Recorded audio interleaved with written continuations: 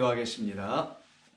하나님 감사합니다. 오늘도 저희들에게 하나님의 생명의 양식인 하늘의 그 양식을 주시고자 이 시간에 저희들을 찾아오셔서 말씀으로 섬겨주시니 감사드립니다.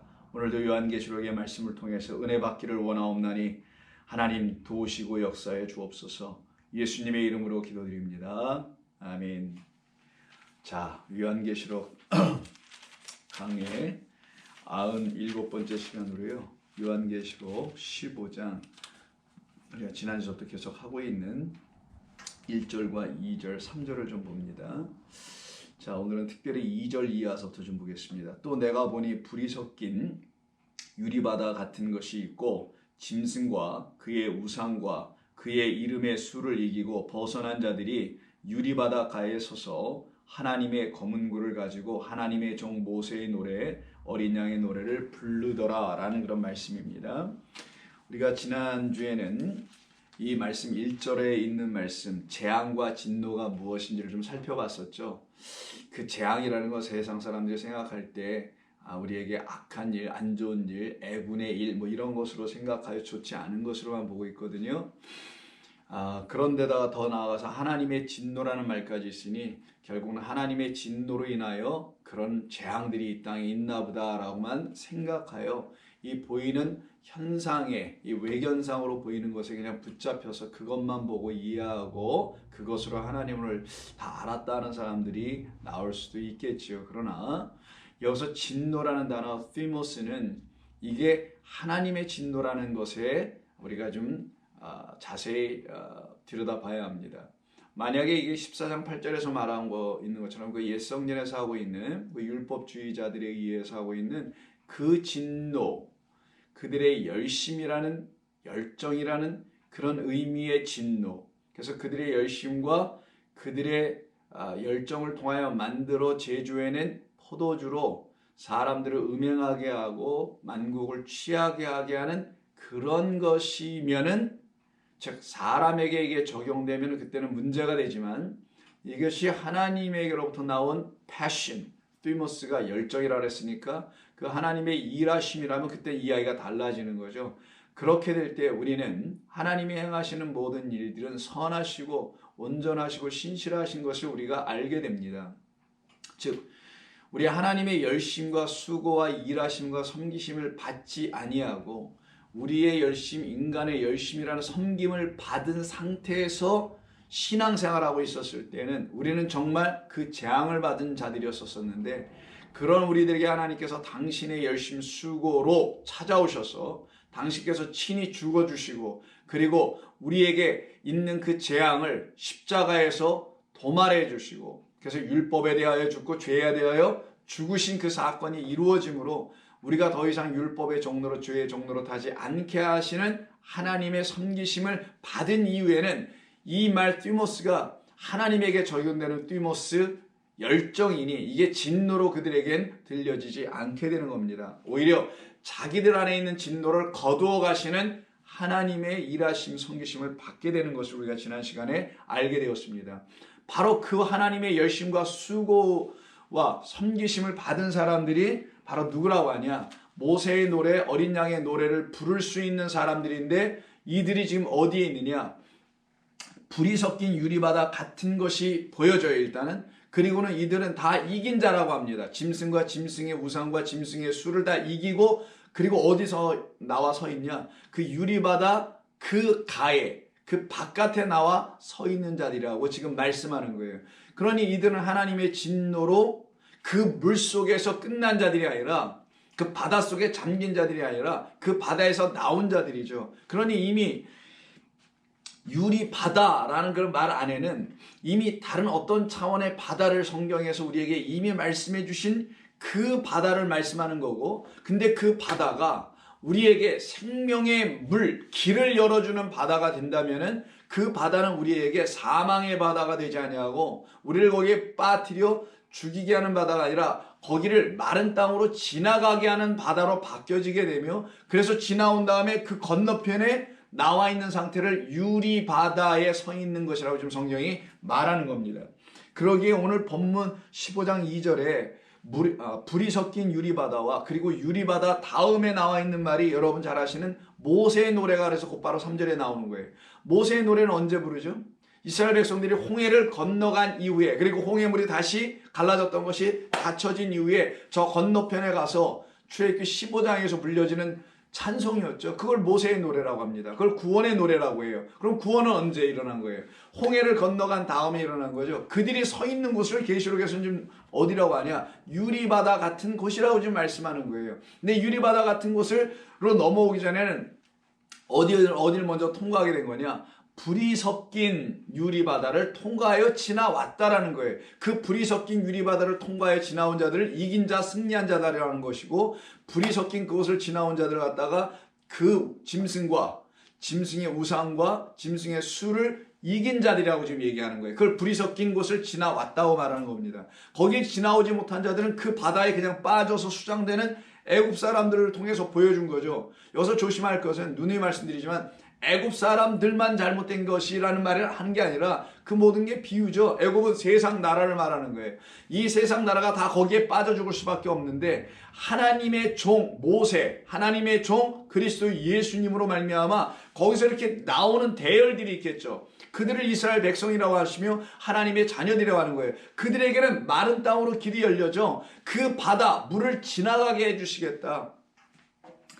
그것을 약속해 주신 그 이야기를 성경의 언약이라고 하는데, 그 언약 그대로 하나님은 다 이루셨음을 계시록 성경의 마지막 책에서 다시 한번 화룡점정처럼 다시 한번 찍어주시는 겁니다. 마침으로 알려주시는 거예요. 그래서 유리바다라는 말은 이미 계시록 4장 6절에서 한번 나왔다 그랬죠. 한번 가보겠습니다.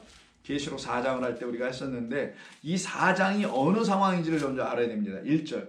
2일 후에 내가 보니 하늘에 열린 문이 있는데 내가 들은 바 처음에 내게 말하던 나팔소리 같은 음성이 있어서 이리로 올라오라서 가봤어요. 그랬더니 성령이 내게 들어와 감동하여 보여주시는 것입니다. 보라, 2절. 하늘의 보좌를 베풀었고 그 보좌 위에 앉으신 이가 있는데, 앉으신 영원하신 하나님이세요. 그분의 모양이 벽옥과 홍보석 같고 또 무지개가 있어 보좌에 둘렸는데 그 모양이 녹보석 같더라. 그리고 4절에 그 보좌에 둘려 24장로들이 있고요. 그리고 흰옷을 입고 그들이 머리에 금면류관을 쓰고 있어요. 보좌로부터 번개와 음성과 우레소리가 나고 보좌의 앞에 켠 등불 7이 있고요. 이는 하나님의 7 영이로다. 6절입니다. 드디어 보좌 앞에 수정과 같은 유리바다가 있고 보좌 가운데 보좌 주위에 4 생물이 있는데 앞뒤에 눈들이 있더라 라고 하는 말들이 있죠. 바로 여기 유리바다가 나오네요. 이때 수정 같은 유리바다라고 좀 되어 있어요. 수정 같다, 그러니까 결정체가 딱 되어 있는 아주 영롱한 빛을 발해주는 그런 유리바다라고 되어 있죠. 그래서 전에 이 말씀을 다룰 때 이거는 하나님의 말씀의 바다라고 얘기했습니다. 하나님의 말씀이 있는 곳. 바다는 물이니까 하나님의 말씀, 곧 물이라는 하나님의 말씀이 있는 곳. 여기에 지금 누가 있느냐? 24장로 4 생물이 있다라는 거예요. 그들에게 비춰주는 모습을 지금 이걸 그려내고 있는 건데, 이때 그 하나님의 보좌 앞에 펼쳐져 있는 색깔들이 홍보석이 여러 가지인데 그때 녹보석이라는 게 나옵니다. 그게 뭐냐면 이 바다 색깔을 푸른색, 파란색으로 하잖아요. 하늘도 파란색, 바다도 파란색. 그래서 결국 하늘과 땅이 같은 색이라는 걸 보여주는 게 녹보색입니다.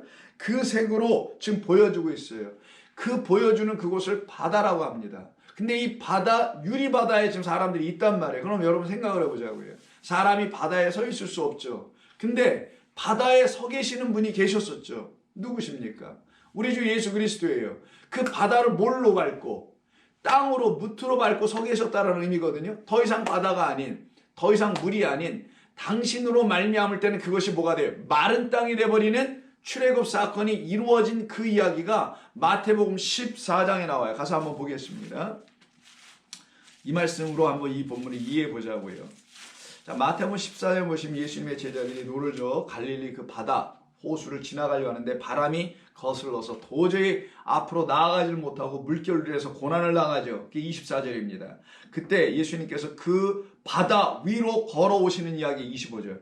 밤사경에 예수께서 바다 위로 걸어서 제자들에게 오신 제자들이 보고 놀라서 유령이라고 서로 무서워 소리를 지릅니다. 안심하라, 나니 두려워하지 말라. 베드로가 대답하여 이르되 주여, 만일 주님이시라면 나를 명하사 물 위로 나도 걸어가게 오라, 그렇게 명하여 주세요. 예수님이 오라 하시니 베드로가 배에서 내려 물 위로 걸어가는 이야기. 일단 여기까지만 보겠습니다. 그러면 예수님만 물 위로 걸으시거나 서 계신 게 아니라 제자 중 하나인 베드로도 서 있고 걸을 수 있게 된 거죠. 근데 그가 바람을 두려워하고 의심하는 바람에 물속에 빠져들어갑니다. 자, 여기서 이제 믿음이라는 걸 가르쳐 주시냐는 말이죠. 그럼 그 이전 상황은 뭡니까?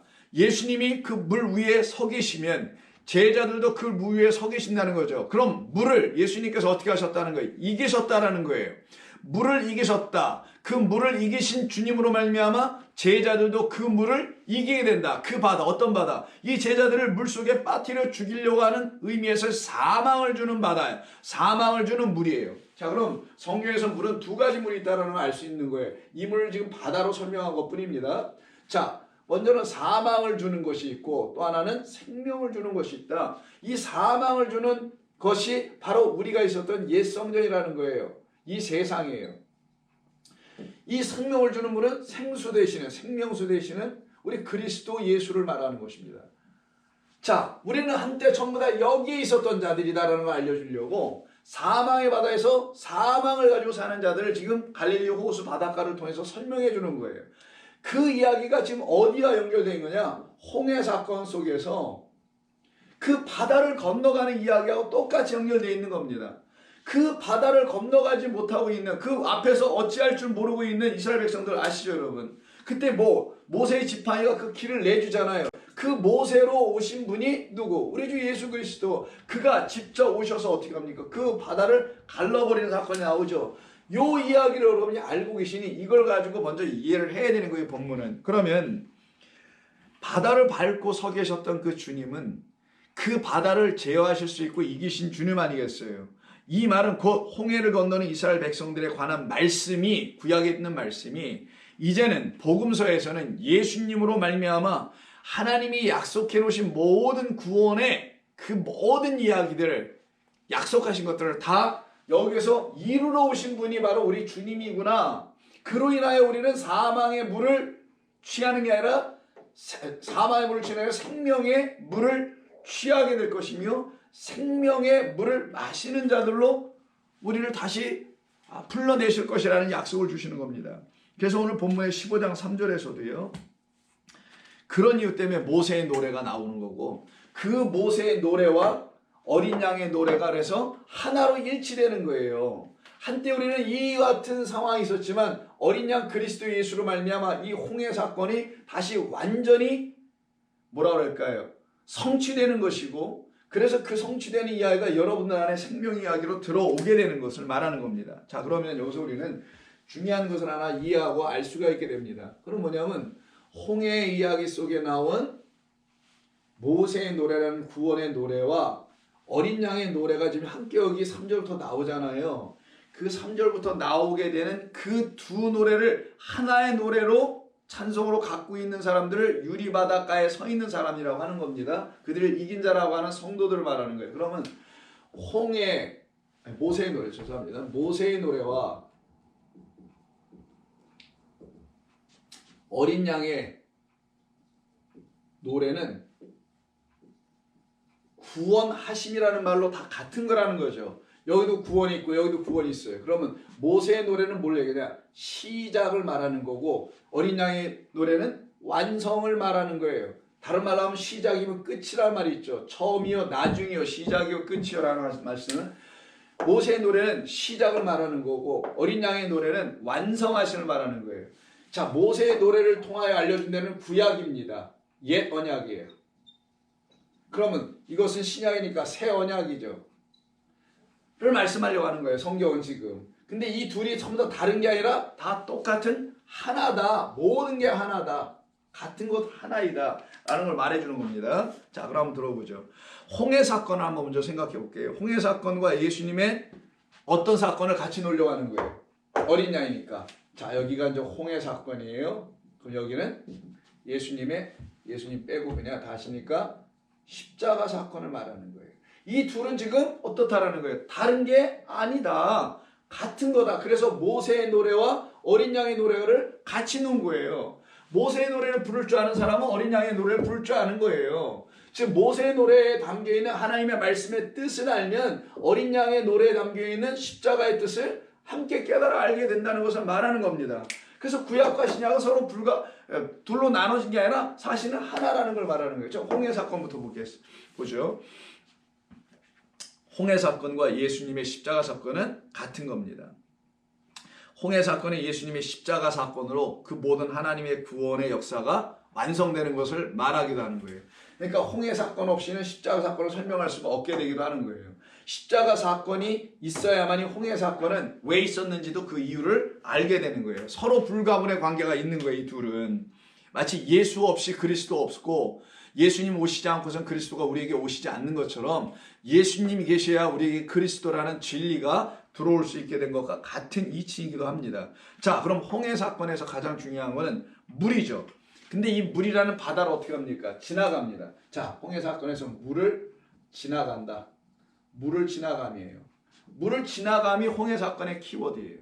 그러면 십자가 사건은 뭡니까? 십자가 사건의 키워드는 물이 아니라 뭘 지나가는 거예요? 피를 지나가요. 피를 지나가. 자, 물을 지나가고 피를 지나갑니다. 예수님의 피, 여기는 홍해에서의 물이에요. 근데 이 둘은 서로 같음을 알려주고 예수님의 십자가 사건에서는 물, 피 사건이 일어나요. 근데 이 물피는 다 비유이고 사실은 이 물피가 뭔지를 증거해 주는 분은 성령이다. 근데 이 셋은 다 하나다라고 하죠. 합이 셋이 아니고 합이 하나다. 왜? 성령이 물이고 물이 성령이고 피가 성령이고 물이 피다. 같은 거라는 거예요. 다 생명이다. 진리다. 은혜를 설명하는 것이었다 라고 하는 겁니다. 그래서 홍해 사건에서는 사람들이 물을 지나가지만 십자가 사건에서는 피를 지나가는 역사가 나타나게 되는 거예요. 그 피를 통하여 우리가 구원을 받고 물을 통하여도 구원을 받게 되는 겁니다. 이 둘은 곧 홍해 사건에서는 물에 들어가는 역사가 일어나요. 물속에 들어가라고 명하잖아요. 염려하지 말고 들어가라. 안심하니 내니 두려워하지 말라고 물 위에서 말씀하신 것처럼 물속에 들어가죠. 그럼 물속에 들어가는 걸 뭐라고 하냐? 물로 세례를 받는다고 하는 것이고, 그럼 이 십자가 사건에서 뭘로 세례를 받겠어요? 피로 세례를 받게 되겠죠. 피에 적셔지는 거예요. 하나는 물에 적셔지고 하나는 피에 적셔짐. 이걸 갖다 뭐라고 하냐? 세례라고 하는 거예요. 이 물로 적셔지고 피로 적셔지는 이 일을 통하여야만이 우리는 구원을 받는 일이 일어나는데 사실은 다 같은 것이다. 홍해 사건에서는 물로 말하는 거고 십자가 사건에서는 피로 말하는데 물도 생명이요 피도 생명이죠. 둘 다 생명이라는 같은 물, 피를 가지고 우리의 구원을 이루어 가시는 하나님의 역사를 가르쳐 주는 거예요. 즉 물에 들어가는 세례와 피에 적셔지는 연합이에요. 여기가 세례라면 여기는 완전히 하나가 되는 거예요. 그리스도와 함께 죽고 그리스도와 함께 살아나는 그런 연합이 이 피, 그리스도 예수의 십자가의 사건을 통해서 우리에게 알려주고 설명해 주신 겁니다. 그래서 홍해는 사도 바울에 의해서 어떻게 이해되는지 한번 보겠습니다. 고린도전서 한번 보세요. 고린도전서 10장을 보시면 1절 이하에 형제들아 나는 너희가 알지 못하기를 원하지 아니하노니 우리 조상들이 다 구름 아래에 있고 바다 가운데로 지나며 모세에게 속하여 다 구름과 바다에서 뭘 받았다고 하나요? 세례를 받았다고 합니다. 이 물로 지나가는 걸 뭐라고 하냐? 깨끗하게 씻는 사건이었고 그리고 물로 세례를 받는데 그 세례는 물속에 들어갔다가 나오는 거니까 죽고 살아나는 것인데 그 죽고 살아나는 것을 상징적으로 이렇게 보여줬던 사건이 이제 예수 그리스도 안에서 완전히 피 흘려 죽으심의 사건과 함께 죽고 살아나는 함께 죽는 연합, 함께 살아나는 그 연합을 이루어내시는 일이다 라는 걸 지금 바울이 깨달아 이렇게 전하는 거예요. 3절 다 같은 신령한 음식을 먹었다. 영적 양식을 거기서 먹게 되었다.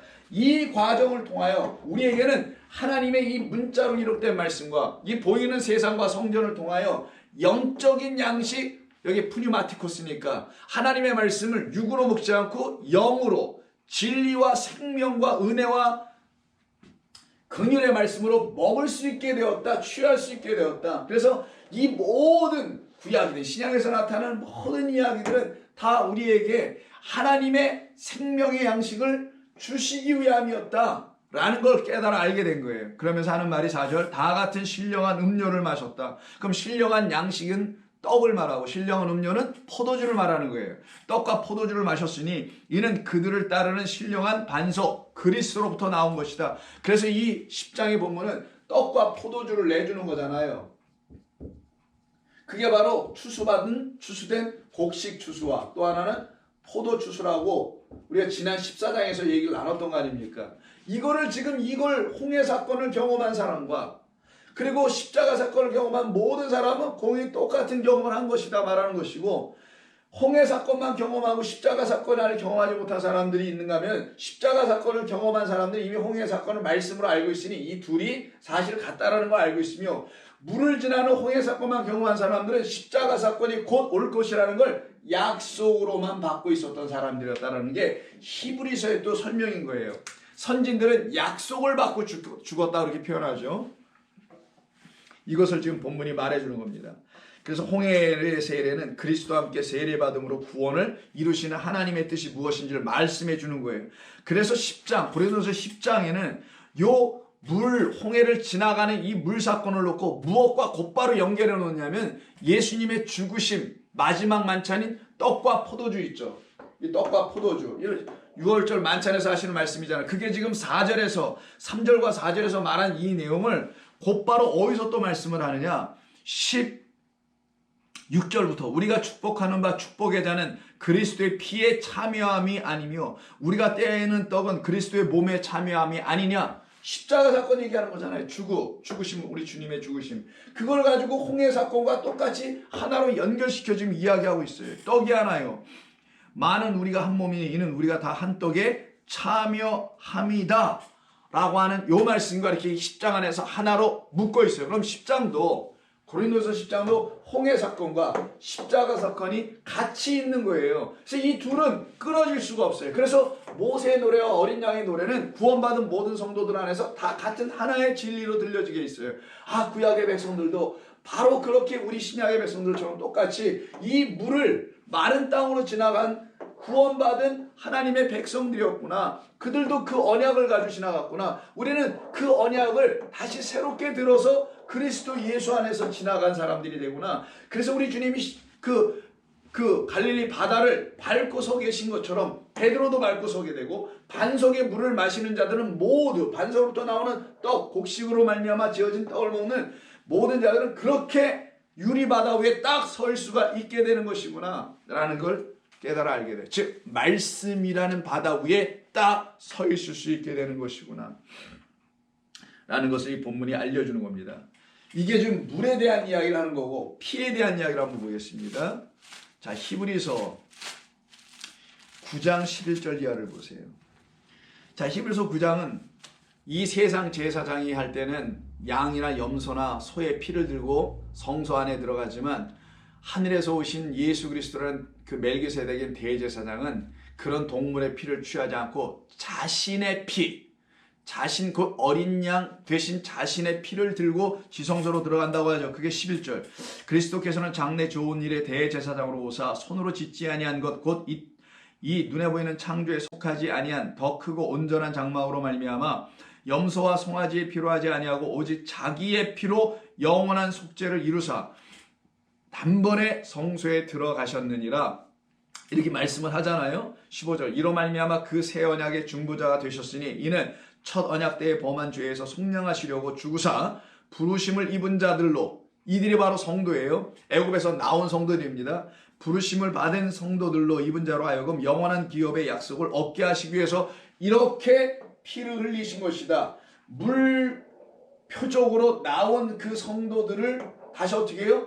피라는 표적으로 구원해내시려고 하신 것이다. 그래서 물로만이 아니요 피로도 해야 되는데, 물피는 곧 성령이라는 하나님의 진리의 영으로 다 증거가 되어 지금 우리가 이렇게 깨달아가고 있는 것처럼 이렇게 깨달아질 때 물표적 곧 피표적, 이 둘은 하나요. 물표적으로 말미암아 시작된 것이, 자, 시작은 물, 완성은 피로 이루어지는데 이 시작과 끝을 다 이루시는 분은 영원하신 하나님 거룩한 영이시라는 걸 좀 말하는 겁니다. 이르되 20절 이는 하나님이 너희에게 명하신 언약의 피라 하고 또한 이와 같이 피를 장막과 섬기는 일에 쓰는 모든 그릇에 뿌렸느니라. 율법을 따라 거의 모든 물건이 피로서 정결하게 되나니 피 흘림이 없음즉 사함이 없느니라. 즉 예수 그리스도의 피가 우리 가운데 적셔져야 된다는 거예요. 마치 물로 세례를 받는 것처럼 우리는 피로 그의 생명으로 적셔져야 한다. 그걸 그릇이라고 설명한 것 뿐입니다. 우리를 그릇으로 놓은 거예요. 자, 이 말씀을 지금 하시게 되죠. 자, 한 군데 더 보겠습니다. 골로새서 에베소 빌립보서 다음에 있는 골로새서 2장 11절 이하를 보시면요. 자, 이런 말씀을 합니다. 바울이 또 그 안에서 너희가 손으로 하지 아니한 할례를 받았으니 곧 육의 몸을 벗는 것이요 그리스도의 할례이니라. 그리스도의 할례, 우리 주님의 죽으심을 말하는 거예요. 너희가 세례로 그리스도와 함께 장사되고 또 죽은 자들 가운데서 그를 일으키신 하나님의 역사를 믿음으로 말미암아 그 안에서 함께 일으키심을 받았다라고 하는 말이 나와요. 이때 골로새서 2장 11절부터 14절 뭐 다 읽진 않아도 상관없습니다만은 요 말씀에서 특별히 우리가 중요하게 봐야 될 건 12절이에요. 우리가 세례를 받았다라는 거예요. 자, 일반적으로 사람들이 세례를 받을 때는 물세례를 생각을 합니다. 물세례를 생각하는데 그 물세례가 아니라 그리스도와 함께 장사되는 세례를 받았다. 이런 말을 해요, 바울은. 그리고 그로 인하여 그리스도와 함께 죽게 되죠. 그럼 죽은 자 가운데서 그를 일으키신 하나님께서 우리도 그와 함께 죽었으므로 그와 함께 죽은 자들은 그와 함께 살아날 것이라는 것을 믿는 하나님의 일하심의 그 믿음으로 말미암아 우리도 다시 살아나게 될 것이라는 걸 말합니다. 이때 중요한 말을 사도 바울은 어떤 것으로 쓰냐면 함께 장사되고 함께 일으켜진다는 말을 해요. 이 함께 장사되고 함께 일으켜짐이 바로 뭐냐? 세례를 받는 것을 말하고 연합되는 걸 말하는 거예요. 예수 그리스도와 함께 세례를 받지 못한 자는 예수 그리스도와 함께 연합될 수 없다. 그와 함께 고난받고 죽지 아니하면 그와 함께 살아날 길이 없다. 그가 죽으심이 무엇인지를 알게 해주는 이 물세례가 우리 가운데 먼저 시작되지 아니하면 그로 말미암아 완성되고 맞춰져야 될 구원의 완성이 바로 피를 흘리심으로 말미암아 우리가 완전히 그분과 하나가 됨이 무엇인지 우리는 알 길이 없다라고 지금 말하는 거예요. 그래서 골로새서 3장 2절에서 1절부터 그러므로 너희가 그리스도와 함께 다시 살리심을 받았다면 위의 것을 찾으라. 근거를 준 겁니다. 만약에 그리스도와 함께 정말 살아난 부활한 백성이면 땅의 것, 옛 것, 이 세상 것, 눈에 보이는 거 안 찾는다는 거예요. 진짜 것, 위의 것으로 내가 살아난 것을 알니 위의 것을 찾게 될 거라는 거예요. 그래서 여러분들이 지금 위의 것을 찾고 있는 분들이라면 여러분들은 그리스도와 함께 죽고 살아난 사람들이에요. 영적으로 이미. 언제 여러분 십자가에 못 박히고 그러는 게 아니라 이미 하나님이 하시는 역사하심의 일로 인하여 여러분 안에서도 이 일이 일어났다는 걸 확증해 주는 게 뭐냐? 여러분이 날마다 위의 것을 사모해. 하나님의 말씀을 사모한다는 건 하나님의 말씀으로 지식을 갖는 게 아니라 위에 진리의 백성들이 있어야 할 그곳을 사모하는 걸 말하는 거예요. 거기서 흘러 우리에게 내려오는 하나님의 말씀이라는 그 양식, 그 떡과 포도주를 사모하는 자들이 되는 겁니다. 여러분들은 만약 그 상태에 있으면은 이 피에 적셔진, 그래서 그와 함께 장사, 같은 무덤에 들어가고 그와 함께 그 무덤에서 같이 나온 자, 이 세상에는 무덤에 들어갔다 이 세상에서 다시 나온 자, 그걸 부활이라고 해요. 그런 자들은 이 세상에 속한 자가 아니라 하늘에 속한 자죠. 그들을 승천한 자라고 하는 겁니다. 이미 승천되어 있는 거예요. 저와 여러분들은. 언제 완성이 되냐? 이 땅에서 육이 끝나는 건 자연스럽게 되는 것 뿐이지, 육이 죽어야 그게 되는 게 아니라 육이 죽기 이전에도, 우리 육신의 삶이 끝나기 전에도 그건 이미 여러분과 저 안에 이루어지고 있는 거고 이루어졌어야 되는 거예요. 그들을 놓고 하나님의 백성, 하늘된 자, 승천한 자라고 지금 성경이 말합니다. 그래서 1절 볼게요. 자, 그리스도와 함께 다시 살리심을 받았다면 위의 것을 찾아라. 거기는 그리스도께서 하나님 우편에 앉아 계시느니라. 위의 것을 생각하고 땅의 것을 생각하지 말라. 이는 너희가 죽었고 너희의 생명이 그리스도와 함께 하나님 안에 감추어졌음이라 라고 분명하게 말씀을 해줘요. 3장 9절 봅니다. 너희가 서로 거짓말을 9절 너희가 서로 거짓말을 하지 말라. 진리가 아닌 말을 땅의 것을 하지 말라는 거예요. 땅의 것으로 하나님의 말씀을 풀지 말라는 거예요. 우에서부터 오신 그리스도 예수로 하나님의 말씀을 풀어 이해하고 깨달으라는 거예요. 그게 바로 거짓말하지 않는 자라는 겁니다. 옛사람과 그 행위를 벗어버리라. 옛 언약, 옛 성전에 있었던 그 가르침을 벗어버리라는 거예요. 여러분들의 옛 본성, 이것도 물론 바뀌어집니다. 예전에 예수 그리스도를 모르고 그냥 아무렇게나 막 살고 여러분의 욕심으로 살고 이런 것도 다 하나하나씩 제거가 되죠. 그러나 여기서 정말 중요한 건 옛사람이라는 건 그리스도로 말미암아 새롭게 된 새로운 피조물이 아닌 상태의 옛사람이에요. 그 행위를 벗어버리고 새 사람을 입었으니 이는 자기를 창조하신 이의 형상을 따라 지시기까지 새롭게 하심을 입은 자들로 사는 것을 말하는 거예요. 그들이 바로 이 물을 지나가는 것, 그리고 물에 적셔진 것, 그리고 그 피를 지나간 사람들, 피에 적셔져서 하나가 된 사람들을 말하는 것입니다. 자, 그럼 한번 생각해 보죠.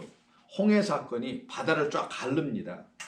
바다를 갈라 놓고 그 생명의 물로 세례를 받고 그 안에 들어가서 죽고 다시 살아나옴을 설명하는 것이 홍해 사건이라고 지금 바울도 얘기하고 골로새서 얘기하고 다 얘기하잖아요. 그러면 홍해 사건은 갈라놓는 거예요. 이 갈라짐이 있어야 우리에게 어떤 일이 일어난다고요? 그 안으로 들어갈 수가 있어요. 자, 이게 물이 있습니다. 세례를 받을 때 이 안으로 들어가야 돼요. 이거를 홍해라고 하자고요. 근데 세례를 받을 때 이 안으로 들어가야 되는데 이 안으로 들어가면 어서 죽어요, 그냥. 그런데 이 죽은 자들을 다시 살려서 내보내려면 어떻게 된다고요? 여기에 길을 내는 거예요. 이렇게 쫙 마른 땅을. 왜? 여기 들어가서 죽고 여기서 나온 살아난 자들이 있죠. 이 살아난 자들이 지나가야 돼. 이 바다를, 이 홍해라는 바다를 지나가야 돼. 그럼 여기는 바다가 아닌 땅, 마른 땅, 야바수라고 하는 땅으로 지나가는 거예요. 이들이 다 지나 건너오면은 여기는 애굽이지만 여기는 뭐냐? 광야라고 해요. 이 광야에 있는 요 물가, 유리 바다 가에 서 있다. 이 가에 서 있다는 요 가가 바로 바닷가를 말하는데 유리 바닷가. 여기를 가지고 광야라고 하는 거예요, 지금. 즉, 그럼 이 광야에 서 있는 사람, 여기 지나온 사람들을 말하죠. 이들을 구원받고 속량받은 하나님의 백성들, 어린 양을 따라 나온 사람들이라고 얘기하는 거예요. 이걸 지금 설명하는 게 홍해 사건이었거든요. 그걸 지금 신약성경에서도 다시 똑같이 갈라지게 하는 역사를 통하여 우리가 살아나게 됐다. 그러면 갈라진 역사가 있어야 돼요. 여기는 홍해라는 물로 설명한 거고 이 물로 오신 예수 그리스도의 갈라짐도 있어야 될 거 아니겠어요? 이건 육체죠. 육체의 갈라짐. 누구로? 어린 양으로. 어린 양은 동물처럼 설명되는 거죠. 그 어린 양 동물을 갈라놓는, 반으로 쪼개지는 이 사건을 뭐라고 하냐? 십자가 사건이라고 하는 거예요. 근데 이 십자가 사건을 설명하기 위해서 이미 뭐부터 설명하냐?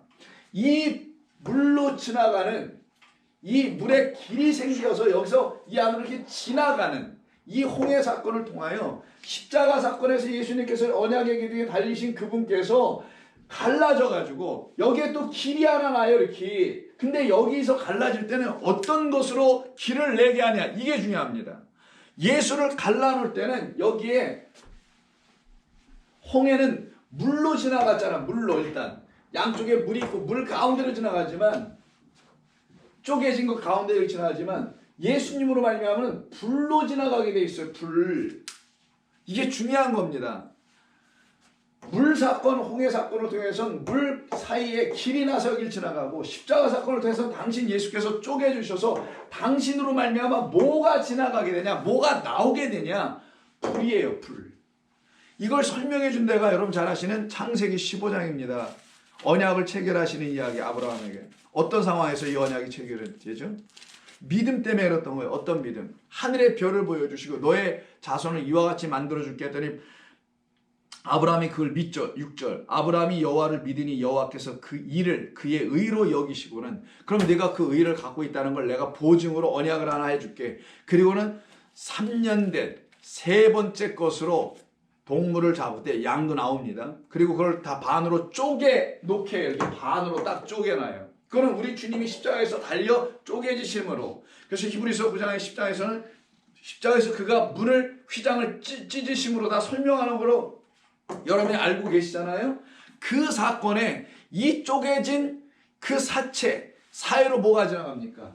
불이 지나가요. 불. 그리고 언약을 맺으세요. 불을 지나가게 하시고. 그게 어디 나오냐? 17절. 해가 져서 어두울 때 연기나는 화로가 보이며 타는 횃불이 쪼갠 고기 사이로 지나가더라. 그날에 여호와께서 아브라함과 더불어 언약을 세워 이르시되 라고 하는 말이 나와요. 이 사건이 결국은 예수 그리스도를 갈라놓아 불로 지나가는 역사로 완성하게 하시겠다라는 거예요. 그러면 자, 여기서 우리는 성경은 왜 이런 이야기들을 다 갖다 성경은 우리에게 써서 알려주려고 하는 이유가 무엇인지를 여기서부터 이제 이해를 해야 합니다. 이게 지금 유리바다에 서 있는 승리한 성도들에게서 일어나야 될 일과 관계이기 때문에 이런 좀 설명을 해드리는 거예요. 그냥 유리바다에 누가 서 있는 건가? 그들을 성도라고 이긴 자들이 하는데, 그럼 이긴 자들에게는 이 바다를 건너고 예수 그리스도의 십자가라는, 즉 홍해 사건과 십자가 사건, 왜 지워졌나요? 홍해 사건과 십자가 사건이 같은 것인데, 홍해 사건에서는 물로, 십자가 사건에서는 불로 말씀하신 이유가 뭔가? 자, 세례는 두 가지가 있어요. 하나는 물로 세례를 주는 물 세례가 있고, 또 하나는 불과 성령으로 세례를 준다. 자, 마태복음 3장 13절인가 잘 기억이 안 나는데 어디쯤에 나오죠? 마태복음 3장 11, 12절이네요. 세례요한이 그러잖아요. 너희가 나한테 세례를 받으러 나오는데 나는 너희에게 물로 세례를 주거니와 내 뒤에 오시는 나보다 능력이 있으셔서 그는 불과 성령으로 세례를 주랴. 자, 지금까지 세례는 기본적으로 이해했어요. 뭐예요? 죽음 또는 연합. 죽음으로 연합하여 죽음으로 연합하여 또 부활로 살아나게 되는 것을 말하는 게 세례였죠. 물 세례는 누가 하냐? 세례 요한이 합니다. 이거는 율법이 내놓을 수 있는 세례, 즉 표적 자체예요. 물론 불도 표적입니다. 그러나 이 표적은 여기는 시작이라고 한다면, 물은 이 불로 인한 것은 그 표적을 완성하고 있는 거예요. 끝을 내는 거예요. 그래서 물로 시작한 세례가 불로 맞춰지는 세례로 우리 가운데 들어오게 하는 겁니다. 이 역사를 하나님께서 우리에게 일으켜 내시는 거예요. 근데 이 모든 일은 믿음으로 말미암아 이루게 하신다. 그래서 하나님의 말씀을 물로 시작하여, 즉 나에게 생명을 주시는 말씀으로 시작하여 듣기 시작하는, 그래서 시작 여기 하는 모든 사람들에게 약속하신 대로 불과 성령 같으니까 성령으로 주님이 오셔서 그 물로 취하고 있는 하나님의 말씀을 정말 생명이 되게, 그래서 물로 피가 되고 피가 생명이 되게 하시는 분은 성령이시다. 이걸 지금 가르쳐 주려고 불과 성령으로, 그리고 횃불 언약에서는 횃불이라는 불이 지나가게 하는 역사가 더불어 이렇게 나타나게 되는 것을 여러분이 아시면 되는 거예요. 그래서 계시록 4장 6절에서 유리바다가 이제 계시록 15장 2절 오늘 본문에서 불이 섞인 유리바다가 되는 거예요. 이해하셨어요? 왜 여기 불이라는 말이 나왔는지. 불이 섞인 유리바다가 돼요. 처음에 홍해는 그냥 물만 있었는데 그게 뭐가 돼요? 이 유리바다가 이젠 불로, 누구로? 예수 그리스도로 섞여서, 즉 구약에 말씀하신 모든 약속들이 누구와 플러스 된다, 섞이는 거니까 예수 그리스도와 섞여서, 그래서 물과 불이 섞여서 물로 심판받을 때 기억나시죠? 내가 너희를 불로도 할 거야. 그러면 물로 온전히 하나님께서 우리를 깨끗하게 하시며 불로도 우리를 깨끗하게 하실 것이라는 약속을 하신 표현이잖아요, 이게. 그게 바로 세례 요한을 통하여 물과 예수님을 통한 불로 설명하고 있는 겁니다. 그래서 불이 섞인 유리 바다가 되는 거예요, 본문이. 그러니 불이 섞인 유리 바다는 그리스도 예수님으로 이제 완전히 하나님의 구원하심을 완전히 깨닫고 그 은혜 속에 완전히 들어온 사람들을 누구라 하냐? 모세의 노래를 어린 양의 노래로 부를 줄 아는 사람들이 된다는 거예요. 모세의 노래가 기록되는 창세기 15장, 출애굽기 15장과 32장이 있는데 그 노래들을 어린 양의 노래를 미리 그들이 불렀던 거구나. 우리 앞에 있는 믿음의 선진들은 믿음으로 히브리서 11장처럼 다 그 나라에 들어간 사람들인데 그 들어갈 수 있는 그 하나님 노래를 모세의 노래를 불렀던 그 노래가 보니까 어린 양의 노래였네 라고 이 하나님의 말씀을 읽는 모든 사람들에게 나타나 깨달아 알게 해주는 것, 이게 바로 하나님이 하시는 일입니다. 그래서 홍해의 물이 예수님의 십자가의 피와 불로 완성이 되는 거예요. 그냥 단순히 물이 아니었구나. 그 물을 지나간 모든 사람들에게는 약속하신 그리스도 예수님을 기다리는 자들이었던 거고, 즉 우리가 하나님의 말씀을 이제 물로 지나가고 물로 적셔지고 있는 우리들에게 우리 주님께서 우리에게 당신이 그 물로 오셔서는 우리에게 당신 안에 있는 피, 생명과 그리고 당신 안에 있는 성령을 부어 주시겠다. 그래서 물피 성령이란 말이 요한일서 5장에 나오게 될 수밖에 없게 되는 겁니다. 그래서 이들은 유리바다 같은 그곳에 서 있게 되는 거예요. 오늘 본문 한번 가서 봅니다. 여러분 오늘 본문이 이렇게 어려운 건 아니니까 이 구약 성경과 신약 성경에서 말하고 있는 홍해 사건, 모세의 노래와 어린 양의 이야기, 홍해 사건과 십자가의 사건은 다 같은 것이다. 그래서 물을 지나가는 것, 피를 지나가는 것, 십자가 사건, 물에서 세례받는 것, 피에서 적신을 받고 핏뿌리를 받는 히브리서의 이야기는 다 같은 이야기를 하는 것이다. 여기가 시작이라면 여기는 끝이다. 여기가 알파면 여기는 오메가일 뿐인데 이 둘을 다 이루셔야 이게 완성이 되는 것이다. 그래서 앞에서는 이 일을 이루셔서 약속으로 주신 것이다. 메시아가 오면 이 일이 무엇인지를 그가 주어 다 피로 성령 그 불로 우리에게 알려주실 것이다. 그래서 성령을 받은 사람 불처럼 받게 되는 거예요. 그 불이 우리는 뭐 단순히 뜨겁게 하는 그런 불이 아니라 하나님의 말씀을 깨달아 우리의 마음이 뜨거워지게 되는 그 불을 받게 되는 것입니다. 그러면 그들에게는 이 시작의 물의 표적이 불로 임하신 성령으로 임하신 그리스도로 말미암아 완전하게 태워져서 옛것은 다 사라지고 새것이 보라 새것이 되었도다라고 하는 새로운 피조물로 우리가 바뀌어지게 되는데, 이들을 누구라고 하냐? 이기는 자들이라고 하며 이들이 지금 유리바다가에 서 있다고 하는 거예요. 이때 유리라는 말이 나와요. 물론 유리는 뭐 창문의 유리, 여러분이 갖고 있는 뭐 삶의 유리가 많이 있잖아요. 이 유리 훌라이노스라고 하는데 그 후알리노스 뭐 중요하지 않습니다만 이 후알리노스는 유리 같은이라는 형용사고, 자 유리라는 단어는 후알로스라는 단어가 있어요. 우알로스인가? 후알로스.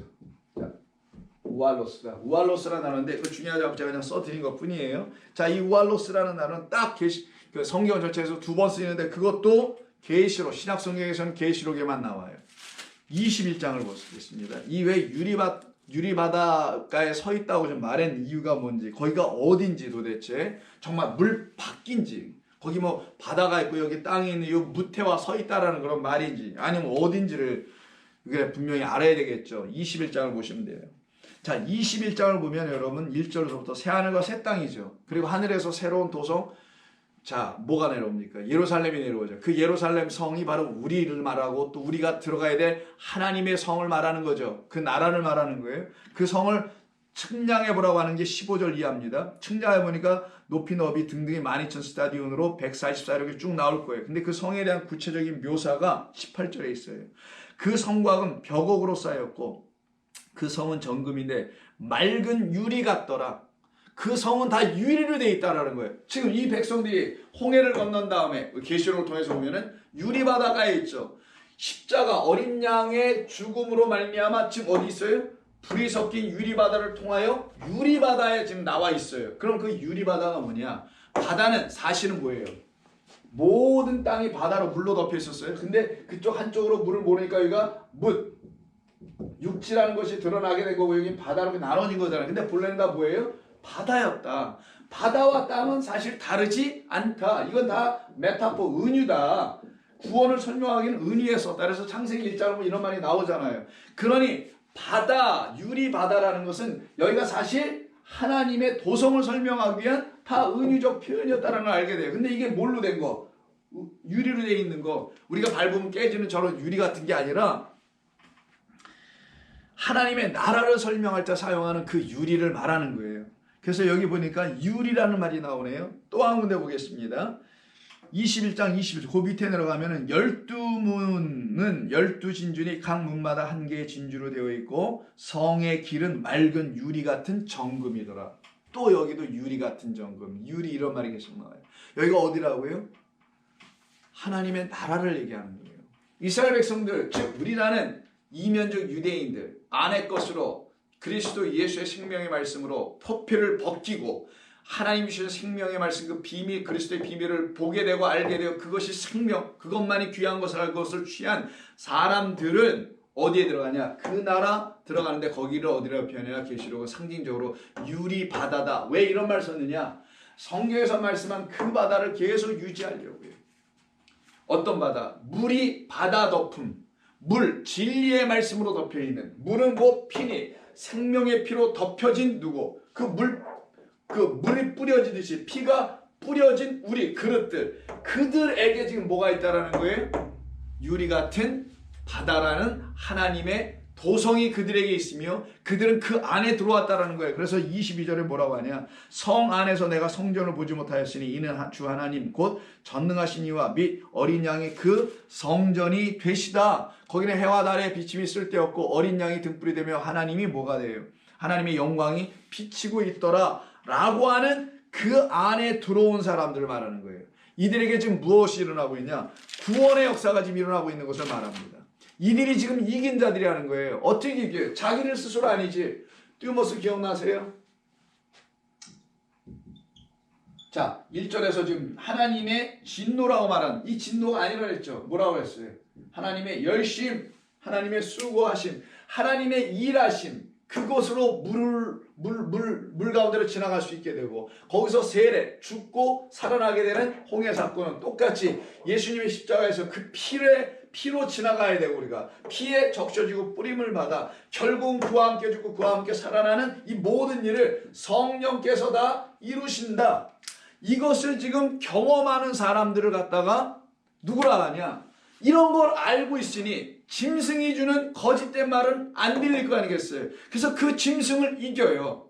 니카오 하게 돼. 그리고 그 짐승이 주는 우상, 거짓된 예수, 거짓된 하나님이 있어요. 그를 이기게 돼. 그 우상은 뭐야? 성전이니 교회니 뭐 등등 문자적 성경이 이런 것들을 다 이기게 돼. 그리고 그가 주는 정말 666이라는 그 이름의 수도 이기게 되죠. 이거 그런 모든 것이 거짓됐구나. 잘못된 것들이구나 라고 그것을 이기고 부수고 승리하고서 나오는 자들이 있는 곳을 유리바다가 즉 결국 하나님의 성 그 나라 거기에 속한 자들이다. 그들을 지금 우리라고 지금 성경에서 좀 말씀하여 알려주시고 계신 겁니다. 그러면 다음 주에는 우리가 이기는 자들서부터 이들이 이기고 구체적으로 어떤 노래들을 부르는지 그 말씀에 대해서 서로 상고하며 또 은혜 받는 시간 갖도록 하겠습니다. 기도합니다. 하나님 아버지 감사합니다. 오늘도 저희들에게 이 말씀을 통하여서 그 홍해 사건과 십자가의 사건 그리고 모세의 노래와 어린 양의 노래가 결국 성경에서 다 같은 하나였으며 그리고 그 말씀은 시작과 끝인 그 하나님의 일하심을 통하여서만 다 우리 안에서 진리로 열매 맺게 되며 깨달아 알게 되는 역사를 일으켜 주시고자 미리미리 세세하게 친절하게 알아들을 수 있게 말씀해 주신 하나님께 감사드립니다.